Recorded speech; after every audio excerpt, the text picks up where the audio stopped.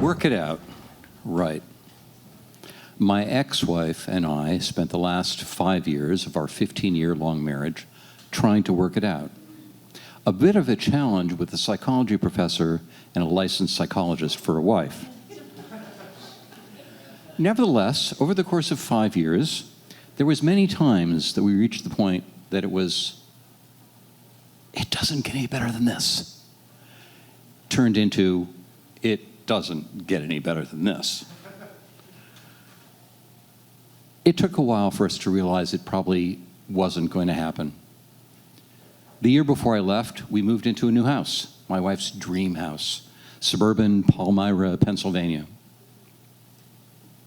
Except for me, it was an emotional desert where the most fun I had was taking the dog for a walk in the morning and taking him off the leash and letting him run through this cornfield, 3 houses from where we lived. It was just poetry in motion. It was gorgeous.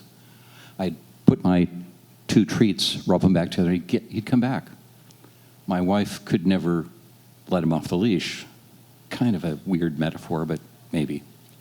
One day we're coming back from therapy, and I say, I hope if things don't work out, we can still be friends.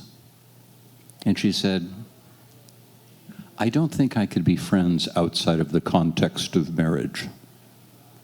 And I thought, maybe we weren't very good friends inside the context of marriage. Well, we went to mediation, which was smart, because that way we didn't give a third of our money to lawyers. And mediation, we resolved most of the big issues, joint custody, property, the works. And then she decided that she was being abused with logic and went to a lawyer. So I did too. Now, the irony is that did nothing except delay things for 2 years because the lawyers accomplished nothing else than the mediators did.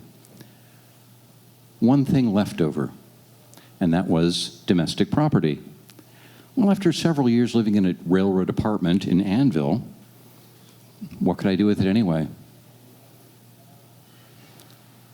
What she wanted was her share of the artifacts I got from my professional travels, all of my souvenirs. Why would she want those? So I take her box with everything, and she leaves it on the garage floor for months. Harsh.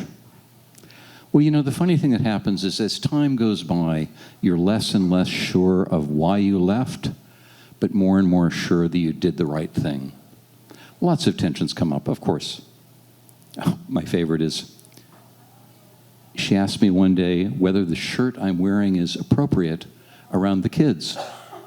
And I'm going, I really don't know what she's talking about. I'm thinking, does she think like Ohio State is really bad?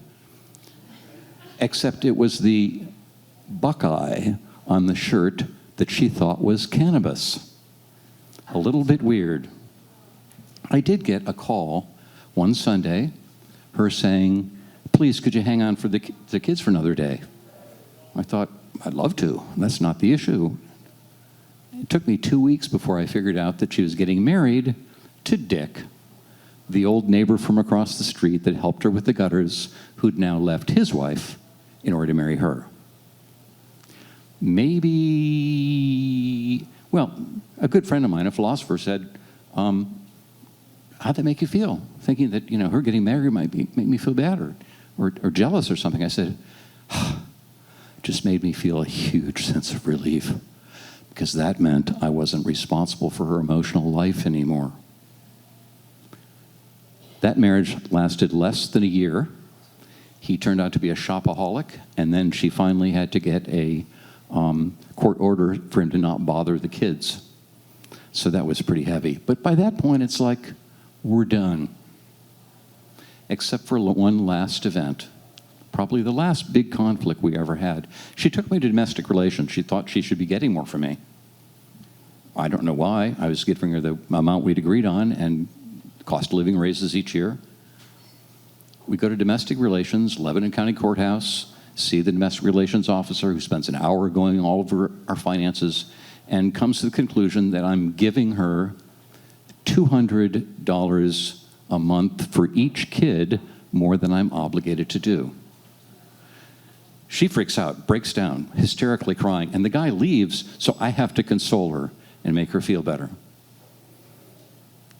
We haven't had any big conflicts after that, but I remember coming back from the Lebanon County Courthouse, going through a wooded area. You know what happens when you see one of the squirrels running across the road? And you know that even if you swerve, you're equally likely to hit the damn thing? Thump, thump.